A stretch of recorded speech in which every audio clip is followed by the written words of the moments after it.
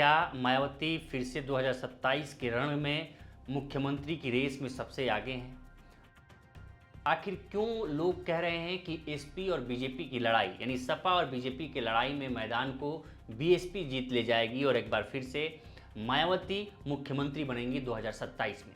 उसके अलग अलग तर्क अपने दिए जा रहे हैं। दो चार तर्क हम भी आपके सामने रखेंगे कि राजनीतिक गलियारों में क्या क्या तर्क दिए जा रहे हैं, क्योंकि अभी ये मान के चला जा रहा है कि बीजेपी और एसपी की लड़ाई सबसे प्रमुख लड़ाई है और इसमें अखिलेश यादव बीजेपी पर भारी पड़ रहे हैं, एनडीए गठबंधन पर भारी पड़ रहे हैं। इसका एक वीडियो हमने कल बनाया था, उसको आप जाके देख सकते हैं कि आखिर एसपी बीजेपी पर किस तरीके से भारी पड़ रही है और अखिलेश ने पीडीए को दूसरे गियर में कैसे डाल दिया है और बीजेपी इसके चक्कर में फंस गई है कि आखिर उसका काट, पीडीए का काट क्या निकाला जाए। लेकिन आखिर मायावती कैसे 2027 की कुर्सी पर बैठ सकती हैं? 2007 आपको याद होगा, 2007 में मायावती इकलौती नेता थी जिन्होंने सोशल इंजीनियरिंग के सहारे 2007 के यूपी की गद्दी पर बैठी थी। वो क्या था? दलित और ब्राह्मण वोटों का गठजोड़। अब ऐसे में माना जा रहा है कि 2027 के चुनाव में ब्राह्मण वोट बैंक समाजवादी पार्टी पर नहीं चढ़ेगा, लेकिन उसकी नाराजगी बीजेपी के साथ है और बीजेपी के साथ है तो आखिर वो कहां जाएगा? जाएगा बीएसपी के पास। अगर मायावती कांग्रेस के साथ गठबंधन कर लेती हैं तो जो वोट बैंक है, ब्राह्मण वोट बैंक और दलित वोट बैंक, चूंकि ब्राह्मण आज भी भले बीजेपी के साथ हैं, लेकिन अगर नाराजगी यूपी में ब्राह्मणों की है तो वो कांग्रेस के साथ जा सकते हैं और ऑलरेडी पहले से बीएसपी के साथ वो रहे हैं। सतीश चंद्र मिश्रा दूसरी लीडरशिप के नेता हैं मायावती के बाद, आकाश आनंद भी हैं उनके भतीजे, लेकिन ब्राह्मण सबसे लॉयल अभी बीजेपी के साथ था। लेकिन अब यह कहा जा रहा है कि योगी आदित्यनाथ की लीडरशिप से ब्राह्मण नाराज है, वो एक स्थान खोज रहा है। वो स्थान समाजवादी पार्टी के भी पास था, लेकिन उस पीडीए में ब्राह्मण नहीं बैठ पा रहा। अखिलेश यादव के पीडीए में ब्राह्मण अपने आप को एडजस्ट नहीं कर पा रहा, तो वो किसके साथ जाएगा? मायावती के साथ।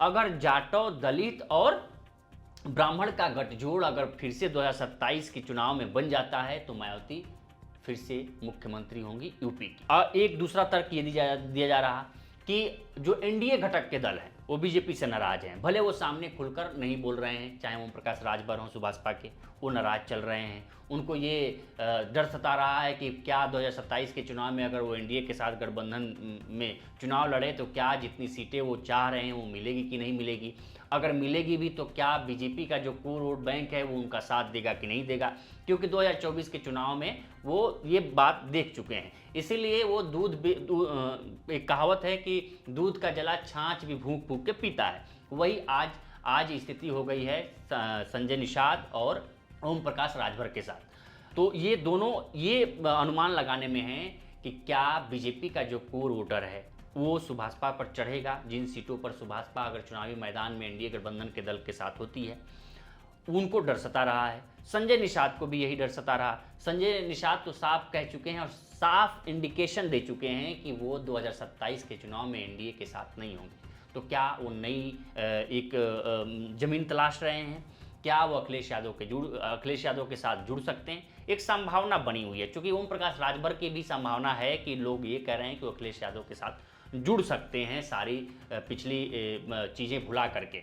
वो ये कनेक्शन के एक ब्रिज के जुगत में है कि कोई एक ऐसा ब्रिज मिले जो अखिलेश यादव के साथ हम सीधे जुड़ सके। लेकिन अखिलेश यादव ने इसकी काट के लिए पीडीए में उन्होंने एक नया तरीका अपनाया है। ओम प्रकाश राजभर के लिए सीमा राजभर को महिला सभा का अध्यक्ष बना दिया है समाजवादी पार्टी का। ऐसे ही रुक्मिणी निषाद उनको बना दिया है जो फूलन देवी की बहन है, तो वो संजय निषाद के काट के लिए बनाई गई हैं। तो एक लोकल लीडरशिप पैदा कर रहे हैं अखिलेश यादव, जो चुनावी मैदान में ओम प्रकाश राजभर, संजय निषाद, अनुप्रिया पटेल, ये जो बाकी एनडीए घटक के नेता हैं इनको टक्कर दे सके। और पिछली बार 2024 के चुनाव में अखिलेश ने देख चुके हैं कि कैसे अखिलेश का पीडीए कामयाब हुआ। लेकिन यहाँ दो बातें हैं। अगर कांग्रेस जितनी सीटें मांग रही है, अगर अखिलेश यादव ने नहीं दी, और चूंकि कांग्रेस का उतना ज़मीनी स्तर उतना मजबूत नहीं है कि जितनी सीटें कही जा रही हैं कि 190 के आसपास सीटें मांग रही है, 150 के आसपास सीटें कांग्रेस, तो वो ज़मीन भी नहीं है और अखिलेश उतनी सीटें वो दे भी नहीं पाएंगे। तो क्या कांग्रेस बीएसपी के साथ गठबंधन में आ जाएगी? क्योंकि ये कहा जा रहा है कि जो प्रियंका गांधी हैं उनके रिश्ते मायावती जी से बहुत अच्छे हैं। तो ये हो रहा है कि मायावती जी से प्रियंका गांधी संपर्क करके एक गठजोड़ नया बना सकती है और इस गठजोड़ में ओम प्रकाश राजभर और संजय निषाद भी शामिल हो सकते हैं, क्योंकि ओम प्रकाश राजभर ऑलरेडी बीएसपी के ही नेता रहे हैं। बाद में पार्टी से अलग होने के बाद अपनी एक नई पार्टी बनाई। अगर ये डेडली कॉम्बिनेशन बीएसपी के साथ शामिल हो जाता है तो दोनों के लिए मुश्किल की घड़ी हो जाएगी, समाजवादी पार्टी के लिए भी और बीजेपी के लिए। अब होगा क्या इसमें कि मायावती जी के साथ ब्राह्मण, जाटव और दलित वोट बैंक शामिल हो जाएगा। उसके बाद राजभर वोट बैंक पूर्वांचल में बहुत सक्रिय है। उसके बाद पूर्वांचल में और अलग अलग हिस्सों में संजय निषाद, जो निषाद पार्टी के वोट बैंक है, निषाद वोट बैंक है, वो बहुत सक्रिय है। वो अगर आ जाता है तो एक बहुत डेडली कॉम्बिनेशन बनेगा। और चूंकि कांग्रेस साथ में रहती है तो ब्राह्मण वोट बैंक का और झुकाव मायावती की तरफ जाएगा। तो राजनीतिक गलियारों में ये चर्चा है कि 2027 का रण किसी के लिए आसान नहीं होने वाला है। लोग अभी ये समझ रहे हैं कि एसपी और बीजेपी की लड़ाई है, तो एसपी और बीजेपी की लड़ाई में कहीं बीएसपी न मार ले जाए इस चुनावी मैदान को। तो इसमें 2-3 संभावनाएं जताई जा रही हैं।